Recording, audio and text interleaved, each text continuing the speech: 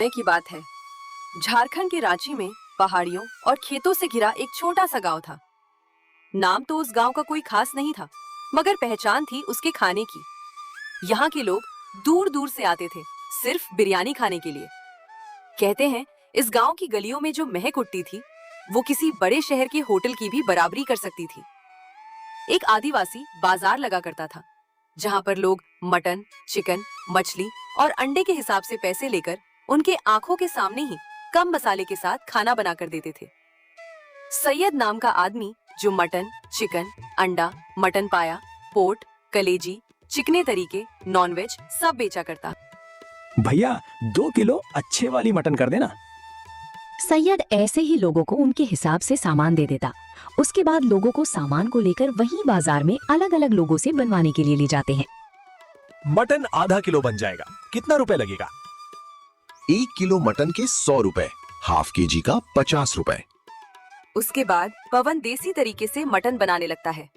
ओखली में अदरक, लहसुन और मिर्च को कूटना है। सबसे पहले बर्तन में सरसों तेल डाला जाता है। उसके बाद उसमें प्याज डालकर उसको थोड़ा देर भूंजते हैं। उसके बाद उसमें मटन डाला जाता है। मटन डालने के बाद उसमें थोड़ा सा हल्दी, मिर्च और धनिया पाउडर मिला दिया जाता है। इसको बनते हुए देख ग्राहक के लार टपकते। उसके बाद जैसे ही मटन बन जाता है उसको एक पत्ते के बड़े दोने में परोस दिया जाता है। लोग वहाँ पर बड़े हिसाब से खाते हैं। यहाँ पर कुछ लोग तो घर भी ले जाते हैं। अरे इसी गांव के बगल वाले गांव के एक कोने में टूटी फूटी झोपड़ी में 2 जान रहा करती थी, आनंद और उसकी पत्नी वैष्णवी। आनंद गरीब था पर एक दिलीप सिंह राजपूत नाम के सेठ के यहाँ खाना बनाया करता था। गांव के बीचों बीच एक बहुत पुरानी और मशहूर दुकान थी। ये दुकान सिर्फ दाल, चावल और तरकारी की थी, लेकिन इसकी शोहरत दूसरे गांव तक फैली थी। वाह भाई वाह, क्या खुशबू है। सेठ दिलीप, मानना पड़ेगा, तुम्हारे हाथों में तो जादू है। ऐसी तरकारी तो इस शहर के बड़े बड़े होटलों में भी नहीं मिलती। एक प्लेट और लगाना जरा। अरे भाई, ये सब तो हमारे खानदानी मसाले हैं, हम खुद खड़े होकर बनवाते हैं, तभी तो ये स्वाद आता है। वरना आजकल के नौकरों को क्या पता स्वाद क्या होता है। ये आनंद तो बस झाड़ू पोछा और बर्तन धोने के लिए, असली माल तो हम तैयार करते हैं। आनंद पीछे ये सुनकर उसका दिल छल्ली हो गया। वो मन ही मन सोच रहा था, बनाता मैं हूँ, मसाले मेरे हैं, मेहनत मेरी है, और ये सेठ सारा श्रेय खुद ले लेता है। लेकिन वो मजबूर था। उसके पास ना अपनी दुकान थी ना पैसा। इस गांव में कोई और दुकान चलती भी नहीं थी, क्योंकि सेठ की दुकान का नाम बहुत पुराना था। काम करते करते शाम हो जाती है। अरे सेठ जी, मेरा आज का हिसाब कर दो, मुझे घर के लिए राशन भी ले जाना है। हाँ ठीक है, ये ले 200 रुपए। लेकिन सेठ जी, मेरे दिहाड़ी तो एक दिन की 600 रुपए की बात हुई थी, लेकिन आप 300 रुपए क्यों दे रहे हैं? अरे चिल्ला मत भाई, क्या है कि मेरे पास आज 700 रुपए के नोट हैं, खुले नहीं है, इसलिए 300 रुपए रख, बाकी तू बाद में ले जाना, मैं तेरे खाते में लिख देता हूँ। लेकिन आनंद को भी पता था कि ये बाद में कभी नहीं आने वाला। सेठ ऐसे ही बाद में कहकर हजारों रुपए महीने के काट लेता। आनंद अपना 300 रुपए भूलकर अपने घर आ जाता है। और जी बताइए, आज का दिन कैसा रहा? और अपने साथ क्या लाया खाने के लिए? सामान ले आया हूँ भाग्यवान, खाना बना लो। लेकिन सेठ ने आज फिर से मेरे पैसे काट लिए। अरे ये सेठ तो है ही ऐसे। आप भी हमारे भविष्य के बारे में सोचिए। कल को हमारे बच्चे हो जाएंगे, तब हम उनको पढ़ाएंगे कैसे? आप हो सके तो कहीं और काम ढूंढ लीजिए। तुम ठीक कह रही हो वैष्णवी, हमें अभी से पैसे जमा करने होंगे। अगले ही दिन आनंद अपने मन में कुछ सोचकर सेठ के पास गया। सेठ जी राम राम, मुझे आपसे एक जरूरी बात करनी थी। क्या बात है? सुबह सुबह क्या मांगना है? अब जल्दी बोल, ग्राहकों का टाइम हो रहा है। सेठ जी, हम ऐसे कब तक जिएंगे? हमें आगे के लिए भी सोचना होगा। आप मुझे 10,000 रुपए दे दीजिए, मैं बैंक में FD करवा लूंगा। 1000? तेरी औकात भी है 10,000 रुपए मांगने की? बड़ा आया पैसे बचाने वाला। सेठ जी, आप मेरा 300 रुपए करके ऐसे ही महीने के हजारों रुपए काट लेते हो। अब मुझे भविष्य के बारे में सोचना है। अगर आप मेरी मदद नहीं कर सकते तो मैं कहीं और काम कर लूंगा। ये सुनकर सेठ अपने मन में सोचने लगता है। अगर ये छोड़कर चला गया तो मेरी दुकान ठप हो जाएगी और इसे पैसे की सख्त जरूरत है। इतना सीधा साधा है, क्यों ना इसका फायदा उठाया जाए। सुन भाई आनंद, मेरे पास एक प्रस्ताव है। कैसा प्रस्ताव सेठ जी, बताइए। ठीक है, तू अच्छा सोच रहा है, लेकिन अभी 10,000 लेकर क्या करेगा? इससे इतना बैंक तुझे पैसे भी नहीं देगा। तू भविष्य का सोच। मैं तेरी तनख्वाह बढ़ा देता हूँ। आज से तेरी दिहाड़ी 500 रुपए। खुश? 500? सच सेठ जी, आप देवता हैं। हाँ, लेकिन पूरी बात सुन। अगर मैं तुझे रोज 500 रुपए दूंगा तो तू सब खर्च कर देगा और साल के अंत में तेरे पास फिर ठन ठन गोपाल रहेगा। इसलिए हम ऐसा करेंगे, तुझे घर खर्च के लिए मैं रोज 100 रुपए नकद दूंगा और बाकी के 400 रुपए मैं तेरे नाम से अपने पास जमा करूंगा। मेरे पास एक डायरी रहेगी, उसमें मैं रोज लिखूंगा सिर्फ 100 रुपए घर के लिए। लेकिन सेठ जी, 100 रुपए में तो गुजारा बहुत मुश्किल है। अरे पगले, गणित लगा गणित। देख, एक दिन के 400 रुपए जमा होंगे तो महीने के कितने हुए? 12,000। और एक साल के कितने हुए? जोड़ जरा। 12 इंटू 12,000 यानी 1,44,000 रुपए। सोच, एक साल बाद जब तू ये पैसा एक साथ लेगा। आनंद के लिए इतना बड़ा रकम किसी सपने से कम नहीं थी। उसने मन ही मन सोचा कि अगर 1 साल तक पेट काट कर जी लूं तो जीवन बन सकता है, तो मैं ये करूंगा। मंजूर है सेठ जी, मैं तैयार हूं। मैं 100 रुपए में गुजारा कर लूंगा, लेकिन 1 साल बाद मुझे मेरे पूरे पैसे चाहिए। अरे मैं कसम खाता हूं, अगर मैंने तेरे पूरे पैसे नहीं दिए तो मेरा ढाबा बंद हो जाए। ये बात सुनकर आनंद खुश हो जाता है, क्योंकि सेठ कभी झूठी कसम नहीं खा सकता। सेठ को क्या पता था, इसी कसम के चक्कर में उसका बेड़ा गर्क होने वाला था। खाना बनाने के बाद ही खुश होकर लोगों को खाना देता। ऐसे ही कुछ दिन बाद आनंद को अपना एक खास दोस्त मनीष मिलता है। अरे आनंद भाई, अब तो जोरों से सेठ के यहाँ काम कर रहे हो। कैसा चल रहा है तुम्हारा काम? मैं तो बस खाना बनाता हूँ मनीष भाई, काम तो सेठ का है। मैं तो बस दिन का 100 रुपए लेता हूँ, बाकी अपना सारा पैसा सेठ के यहाँ जमा करवा देता हूँ। सेठ ने कहा है 1 साल बाद वो मुझे 1,44,000 रुपए देगा। आनंद भाई, तुम मेरे खास हो इसीलिए बोल रहा हूँ। सेठ बड़ा ही लालची है, भगवान ना करे ऐसा हो, लेकिन बच के रहिएगा थोड़ा। अरे सेठ ने कसम खाई है, वो कैसे तोड़ देगा। इतना कहकर आनंद भी अपने ढाबे पर काम करने के लिए आ जाता है। आनंद बड़ा ही सीधा साधा था। वो लोगों की बातों पर दिल से भरोसा कर लेता था। ऐसे ही सेठ के पास लोग खाना खाया करते थे। ऐसे करते करते बहुत समय बीत जाता है। सुनिए जी, 9 महीने हो चुके हैं। अभी तो मेरे हिसाब से 180 रुपए जमा हो चुके होंगे। क्यों ना आप उसे ले आओ? नहीं भाग्यवान, सेठ से हमारी 1 साल की बात हुई थी और 2 ही महीने बचे हुए हैं। थोड़ा इंतजार कर लेते हैं, फिर एक साथ सारे पैसे ले आएंगे। ऐसे ही करते करते पूरे 1 साल बीत जाते हैं। आखिरकार वो दिन आ चुका था जब उसे पूरे 1,44,000 रुपए मिलने वाले थे। सुनो भाग्यवान, आज मैं सेठ से अपने सारे पैसे ले आऊंगा, या तो इसे हम बैंक में जमा कर देंगे हमारे भविष्य के लिए। आनंद बहुत खुश था, क्योंकि वो साल भर बड़ी मेहनत से काम किया था। अगली सुबह सेठ जी, आज 1 साल पूरा हो गया। आपने कहा था कि 1 साल बाद आप मेरे सारे पैसे दे देंगे। मेरा हिसाब कर दीजिए, 1,44,000 रुपए बनते हैं। सेठ दिलीप सिंह ने सर उठाया। उसकी आंखों में वो चमक नहीं थी जो आनंद उम्मीद कर रहा था। पैसे? कैसे पैसे आनंद? और 1,00,000 रुपए? तू पागल तो नहीं हो गया? क्या बड़बड़ा रहा है? सुबह सुबह सेठ जी, आप मजाक कर रहे हैं ना? वो स्कीम 400 रुपए वाली। आप मुझे रोज 100 रुपए देते थे और 400 जमा करते थे। आपने डायरी में लिखा है, वो डायरी देखी है ना? डायरी?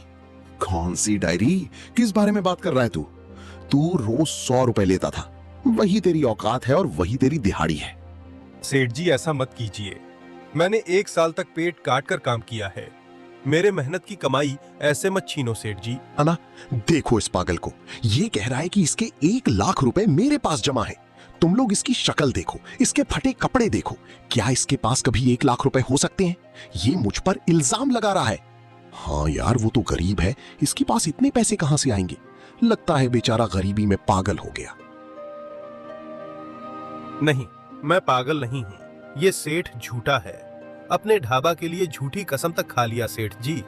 मत दीजिए सेठ जी मेरे पैसे, लेकिन आपने जो कसम खाई है उसका परिणाम आपको देखना पड़ेगा। उसके बाद आनंद बाहर ही गुस्से में था और दुखी भी था। वो अपने घर चला जाता है। गांव का सरपंच शिवपाल बहुत ही न्यायपूर्ण और हमेशा लोगों की मदद करता था। सरपंच जी, मेरे साथ अन्याय हुआ है। सेठ दिलीप सिंह ने मेरे 1,44,000 रुपए हड़प लिए हैं। न्याय कीजिए सरकार। आनंद, शांत हो जाओ, पूरी बात बताओ। क्या तुम्हारे पास कोई सबूत है, कोई लिखा पढ़ी या कोई गवाह जिसके सामने तुमने पैसे जमा किए हों? सबूत तो कुछ नहीं है सरपंच जी। बस मेरी पत्नी ने घर की दीवार पर कोयले से हर दिन का हिसाब लिखा है और सेठ जी ने जुबान दी थी। आनंद, कानून और पंचायत सबूत मांगते हैं। दीवार पर लिखा हिसाब सबूत नहीं माना जाता। सेठ बहुत चालाक है, बिना पक्के सबूत के हम उसका कुछ नहीं बिगाड़ सकते। पुलिस भी सबूत मांगेगी। आनंद की रही सही उम्मीद भी टूट गई। वो जाने लगा, तभी सरपंच ने उसे रोका। रुको आनंद, मैं सेठ से तुम्हारे पैसे तो नहीं दिलवा सकता, लेकिन मैं जानता हूं कि तुम झूठे नहीं हो और मैंने तुम्हारी बनाई तरकारी का स्वाद चखा है। तुम्हारे हाथ में जादू है। तुम क्यों सेठ की गुलामी करते हो? मेरे पास अपनी दुकान खोलने के लिए पैसा नहीं है सरकार। पैसा मैं दूंगा। ये लो 3,000 रुपए। इसे कर्ज समझो या मदद। जाओ अपना खुद का ठेला लगाओ। मुझे यकीन है कि तुम्हारा हुनर उस सेठ की दौलत पर भारी पड़ेगा। सरपंच शिवपाल जी से 3,000 रुपए मिलने के बाद आनंद के अंदर एक नई जान आ गई थी। सारे पैसे लेकर एक पेड़ के नीचे बैठा हुआ था और सोच रहा था कि आखिर ये पैसे का मैं क्या करूं। तभी उसका दोस्त मनीष आनंद का उदास देखकर आ जाता है। क्या हुआ आनंद, आज यहाँ पर कैसे बैठा हुआ है और बड़ा मायूस लग रहा है तू? सच कहता था दोस्त, वो सेठ ने मेरे साथ गद्दारी कर दी। अब दोस्त तू ही बता, मैं किस चीज का ठेला लगाऊं जो हमारे गांव में चल सके। मनीष उसकी सारी बातें सुनता है और कुछ सोचते हुए आनंद से कहता है। चल दोस्त, मैं आज तुझे कहीं लेकर चलता हूँ। अगर तुझे पसंद आए तो उस चीज का तू दुकान लगा लेना। अब यहाँ से हमारी कहानी एक नई मोड़ लेने जा रही थी। आनंद और मनीष फिर से झारखंड की फेमस आदिवासी बाजार में चले जाते हैं। वो जाते ही सीधे जाते हैं सैयद की दुकान पर, जहाँ पर तरह तरह के मटन, चिकन एंड मछलियाँ रखी हुई थी जो दिखने में ताजी ताजा थी। भाई सैयद, जरा हमारे लिए मटन आधा किलो और चिकन पाया आधा किलो कर दो। उसके बाद सैयद से सामान लेकर दोनों सीधे पवन के पास पहुँचे, जो चूल्हे पर मसाले पीस रहा था। भाई सैयद, जरा हमारे लिए मटन आधा किलो और चिकन पाया आधा किलो कर दो। 150 लगेगा मनीष भाई, और इतने दिन हो गए तुम आ नहीं रहे थे, कहाँ गायब हो गए थे? अरे वो थोड़ा काम में व्यस्त था। तुम बनाओ भाई जल्दी थोड़ा। ठीक है, आप लोग बैठिए, मैं अभी आपकी बनाता हूँ। और हाँ, तीखा बनाऊंगा, आपको मजा आ जाएगा। पवन ने पिसे मसाले, प्याज, टमाटर और हरी मिर्च उठाए और मटन में मिलाकर चिकन बनाने लगता है। चिकन जैसे ही बनता है, हवा में महक ऐसी फैली कि आनंद की आंखें चमक उठी। ये कितनी अच्छी खुशबू है, शहर के 5 स्टार में भी ऐसा नहीं। थोड़ी देर बाद पवन ने पत्ते में लपेटकर सामने रख दी। दोनों ने अपना सामान उठाया और घर चले आए। आनंद ने जैसे ही पहला निवाला मुंह में डाला, उसकी आंखें फैल गईं। अरे भाई, ये तो कमाल है। इतने कम मसालों में इतना गजब का टेस्ट, ये कैसे कर लेते हो लोग? यही तो है झारखंड का आदिवासी फेमस मटन चिकन। ना ज्यादा तेल, ना ज्यादा मसाले, पर स्वाद ऐसा कि बड़े बड़े होटलों को फेल कर दे। यही तो राज है मेरे गांव का भाई। मैं तो यही बोलूंगा, तू इसी चीज का एक ठेला लगा ले। ना ज्यादा खर्च होगा, ना कुछ। बात तो सही कह रही है मनीष। मेरी एक बड़ी प्रॉब्लम तूने सॉल्व कर दी। मैं सोच ही रहा था कि किस चीज का मैं दुकान लगाऊं। 2 दिन बाद वो शुभ घड़ी आ ही गई। आनंद ने गांव के चौराहे पर अपने ठेला लगाया। ये जगह सेठ दिलीप सिंह की दुकान से थोड़ी ही दूर थी। आनंद ने अपना ठेला बहुत ही सुंदर सजाया हुआ था। अपने ठेले पर एक बर्तन और प्लेटों में मटन, चिकन, मछली, अंडा और भी तरीके के खाने पीने की चीज जो देखने में काफी ही सुंदर लग रही थी। आनंद के ठेले लगाने के बाद हवा में वही पुरानी जानी पहचानी खुशबू तैरने लगी। उसकी खुशबू से गांव के कुलदीप और विवान नाम के बाप बेटे खाने आते हैं। अरे वाह आनंद भाई, तुमने भी आदिवासी मटन चिकन का ठेला लगा लिया। मेरा बेटा बड़ा जिद कर रहा था। इसको मैं लेकर दूसरे वाले गांव जा ही रहा था कि मुझे तुम्हारी दुकान दिखी। आपको दूसरे गांव जाने की जरूरत नहीं है कुलदीप भाई। अब आप और आपका बेटा जब चाहे अपने गांव में ही मटन चिकन आदिवासी तरीके से खा सकता है। देर किस बात की, बनाओ भाई, हम लोगों के लिए भी। ज्यादा मसाले मत डालना, वैसा ही आदिवासी वाला स्वाद रखना। ठीक है भाई, मैं तुम्हें आज मटन कलेजी खिलाता हूँ। उसके बाद आनंद ने कलेजी को मसाले के साथ मिलकर आदिवासी तरीके से बनने लगता है। उसके बाद आनंद ने उन दोनों बाप बेटे को अपनी प्लेट परोस दी। दोनों ने फटाफट खाना शुरू कर दिया। भाई क्या बोलूं, तुम तो बिल्कुल उसे बाजार की जैसा ही स्वाद ले आए हो हमारे गांव में। उसे ग्राहक की इतनी तारीफ को सुनकर आनंद बहुत ही खुश हो जाता है और इधर सेठ को भी पता चल जाता है कि आनंद अपना एक ठेला लगाया है।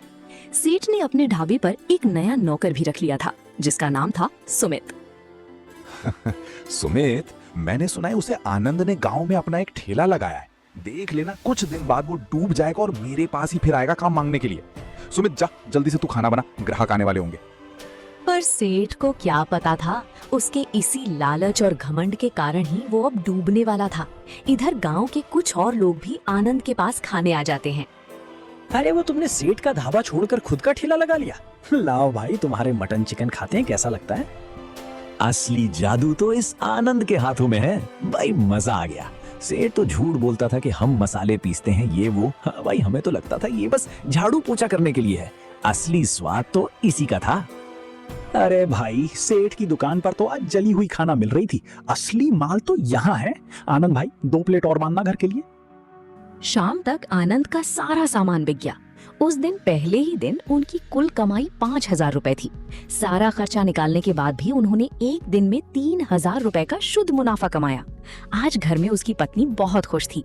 जी देखिए, 5,000 रुपए, हम सेठ के यहाँ पूरे महीने में 3,000 नहीं कमा पाते थे और आज एक दिन में उससे ज्यादा कमा लिया। हाँ वैष्णवी, ये सब उस सेठ के पापों का नतीजा है। अब हम पीछे मुड़कर नहीं देखेंगे। अगली सुबह आनंद के साथ उसकी पत्नी वी ढाबा पर आई हुई थी। अब दोनों मिलकर इस ढाबे को चलाने लगे। तो दोस्तों, आपको कहानी कैसी लगी कमेंट में बताइएगा और चैनल को सब्सक्राइब और वीडियो को लाइक करना ना भूलें।